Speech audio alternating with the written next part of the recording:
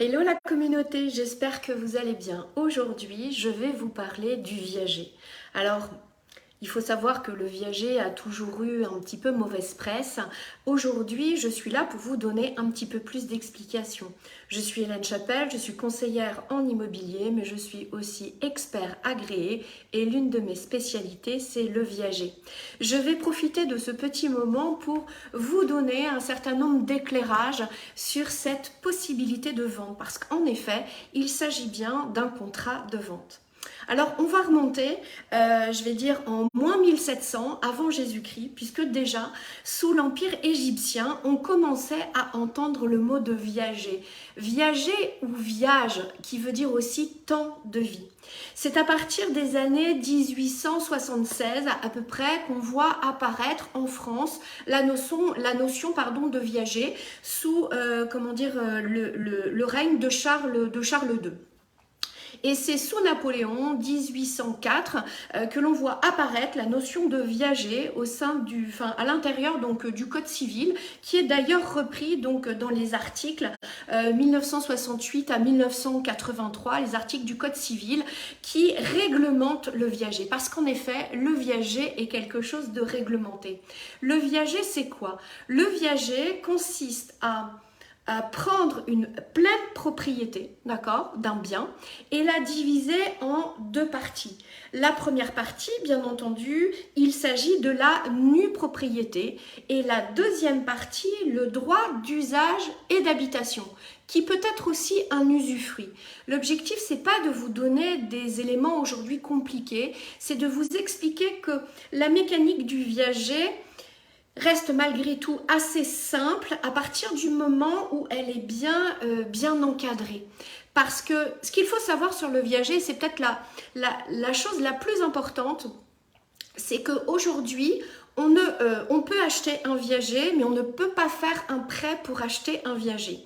Ce qui veut dire qu'en face de vous, vous en qualité donc de propriétaire, en pleine propriété, vous allez, si demain vous décidez donc de choisir l'option du viager pour la continuité, vous allez vous retrouver en face d'entreprises, des professionnels qui ont l'habitude d'acheter du viager et eux, je peux vous assurer qu'ils sont parfaitement rodés. D'où l'intérêt de faire appel à un expert en avant-projet et en accompagnement pour être sûr que vous ne soyez pas lésés. Voilà, c'est un petit peu l'objectif aujourd'hui de vous dégrossir tout ça. Alors bien évidemment, le viager, quand on en parle, c'est un petit peu tuer un âne à coups de figue molle. Alors vous allez me dire, ah Hélène, cette expression, elle est un petit peu vétuste. Ben oui, mais elle correspond très bien à l'état d'esprit que nous avons par rapport au viager. Quand on s'attaque à quelque chose de très long, c'est-à-dire par exemple le changement d'aimant,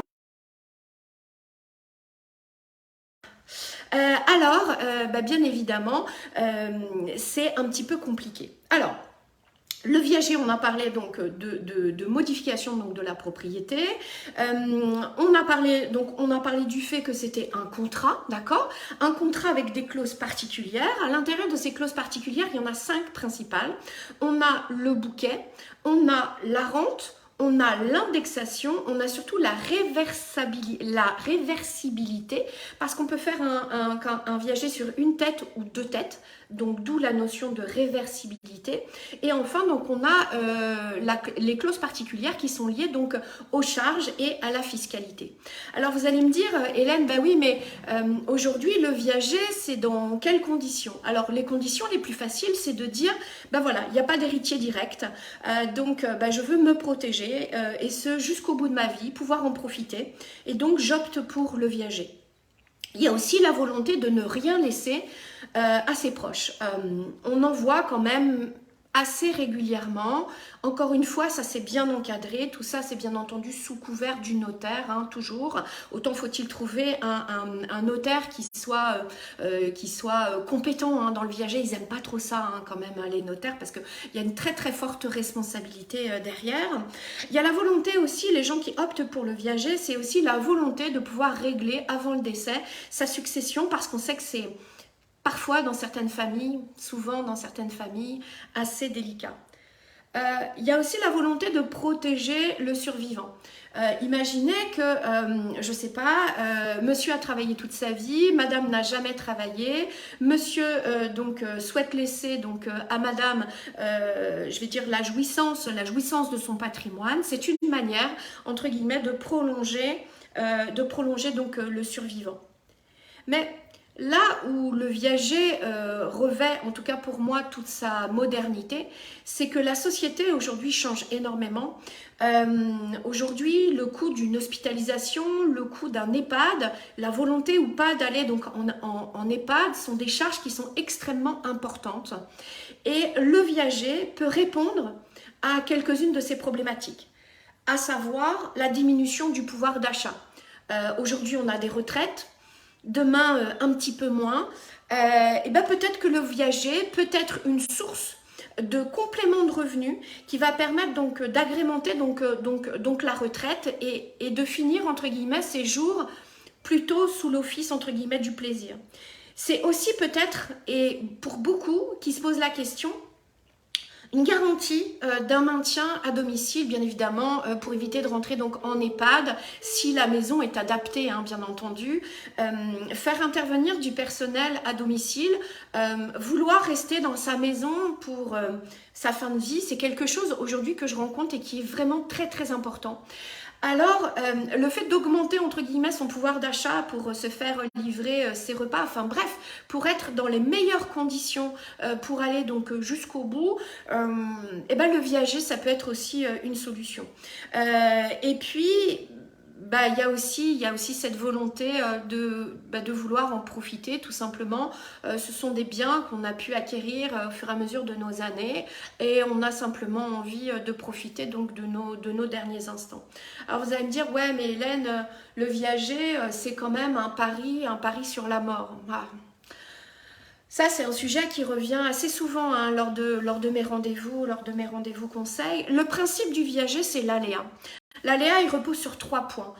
C'est qu'on ne sait pas comment ça va se passer et on ne sait pas combien de temps ça va durer. Et c'est pour ça qu'on prend en compte, bien évidemment, l'âge, entre guillemets, de la personne, mais l'état de santé ne rentre pas du tout en compte. Vous avez aussi un autre point, c'est la cause de nullité. Il faut que le contrat soit réputé entre guillemets parfait et non lésé. Enfin bref, je pense que vous avez compris que pour moi le viager c'est vraiment une piste de réflexion. Je ne dis pas que tout le monde doit basculer en viager. Je dis simplement que c'est vraiment une piste de réflexion pour notre demain. Sujet pas facile à aborder, mais pour moi c'est quelque chose qui revêt énormément d'importance. J'espère en tout cas que ça vous a plu et si vous souhaitez avoir des informations, vous n'hésitez pas, je vais remettre mon lien pour réserver un petit entretien, un petit quart d'heure, un petit entretien téléphonique complètement gratuit si jamais vous souhaitez me parler d'un sujet spécifique. Je vous remercie en tout cas. Si vous avez aimé cette vidéo, n'hésitez pas à mettre un petit pouce, n'hésitez pas à mettre un commentaire et surtout n'hésitez pas à partager. Je sais que le sujet n'est pas forcément joyeux, mais une chose est sûre, c'est qu'avec moi, j'essayerai de le rendre le plus limpide et le plus clair possible. Je vous souhaite une très bonne journée. Ciao!